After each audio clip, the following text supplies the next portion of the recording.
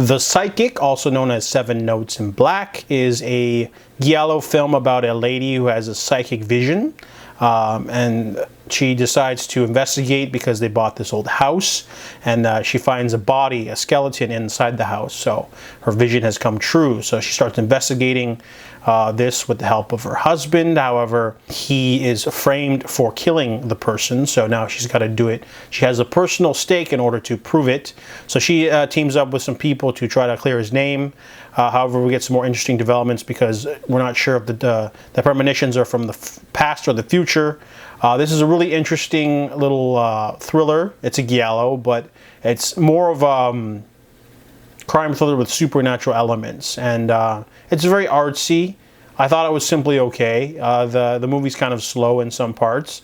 I liked how the plot was different though, and a very chilling ending, but it doesn't really have anything to like sort of keep it going forward with momentum. There's no kills or anything. There's some moments here or there, but it's I wanted to like it, but it was just kind of like okay. It's one of those films that just does the bare minimum.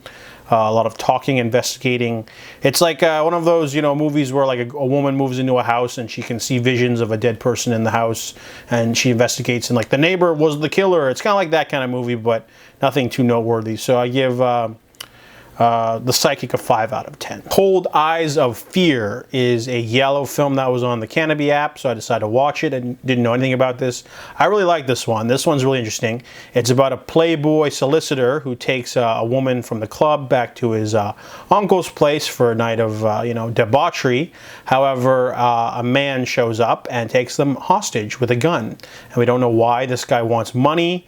We don't really know why, but as the plot goes further on, we find out that has something to do with his uncle's not criminal past, but one of the cases that his uncle worked on. And as the twists and turns of the night go on, there's an interesting game of cat and mouse going on.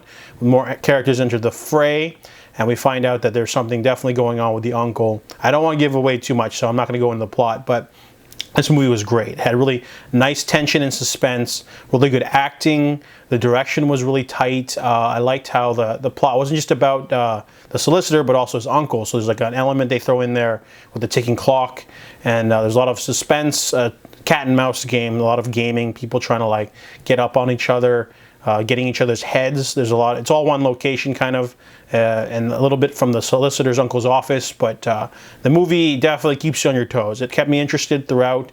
Really great characters. They sort of set up, what they're after and what they want to do. Really great climax. Everything about this movie was great. It was just like a really tight movie. Any faults, I guess, the ending is not, it's okay. But overall, this was like a great, hard-boiled, pulpy thriller. It literally just starts off pretty innocent enough. Playboy is trying to get laid, and then things just take a turn, and it just keeps twisting and turning until the end of the movie. And then, it's pretty satisfying. It's really interesting when you take a chance on a movie and it just absolutely surprises you. So, The Cold Eyes of Fear is a pretty solid thriller, giallo, and I give it a 7 out of 10.